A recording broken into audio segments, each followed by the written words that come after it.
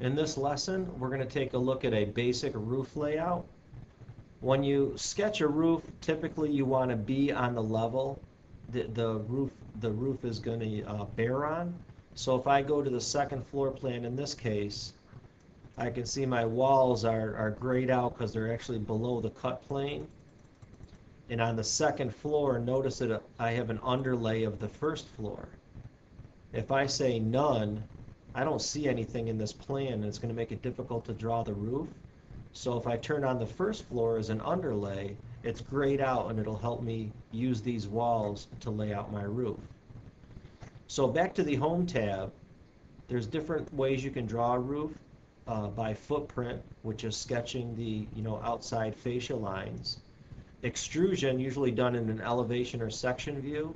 And in this sample here, you can see this curved roof, or maybe I have an arched canopy. That'd be the best tool to use. And then by face is when you have a solid mass and you want to pick one of those faces and actually turn it into a roof object. So we're going to use roof by footprint. And just like with the floor, you get the same exact tools. I can pick a wall, I can draw lines. So it's the same layout method. So for this example, I'm going to pick the walls, and my default overhang is going to be 1 foot. So as I go around and select, notice I automatically get a slope. As I lay out these lines, I can change it to a 512 if that's what I want. Maybe I don't want to turn the roof in here, so I'm just going to jump to this line and finish going around my house. Now what I need to do, maybe this is going to be a gable. So I'm going to turn off that so it does not define a slope. I'm going to use the trim tool to connect these two lines. And then I'm just going to make sure that this slope I'm going to say is a 512. And the one over the garage will also say is a 512. And we'll go all the way around the rest of the edges.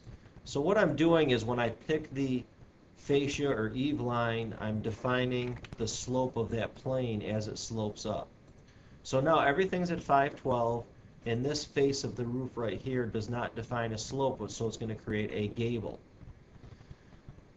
Once that's defined, just like with the floor, I want to make sure what roof system I'm putting on this house. So it's going to be placed at the second floor, right at 0. I'm going to go to Edit Type. Right now it's just a generic 12-inch. I'm going to go ahead and make a new roof, so I'm going to duplicate it, and we're going to call this a 2x4 top cord with sheathing and shingles.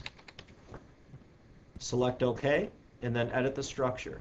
This is the same process whether I am editing a wall assembly, a floor assembly, or a roof assembly. So right now the main structure is going to be the top roof rafter, and we're going to make that a wood stud layer, and we're going to make that 3.5 inches. I'm going to go ahead and insert a layer, move it up, and this is going to be a substrate. This is going to be 1/2 inch sheathing, so back down to my wood sheathing. We'll make that a 1/2 inch, and we'll insert one more layer, and this is going to be my finish layer.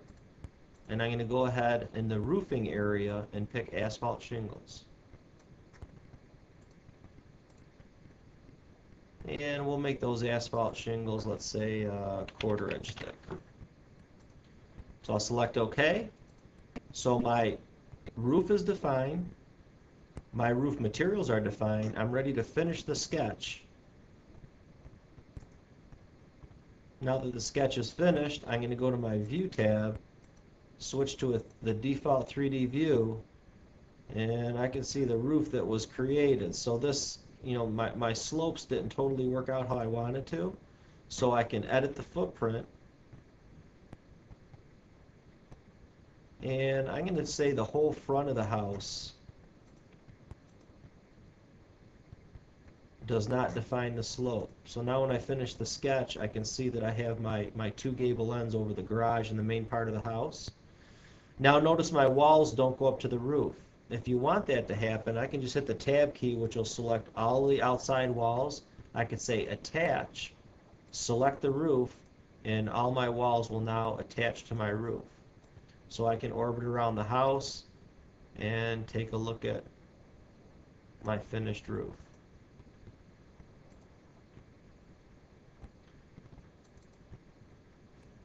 Go back to my second floor plan and I can see my roof layout. So that's the end of this lesson, which is just the basics for laying out a roof, defining the slope, and the assembly or the buildup that makes that roof system.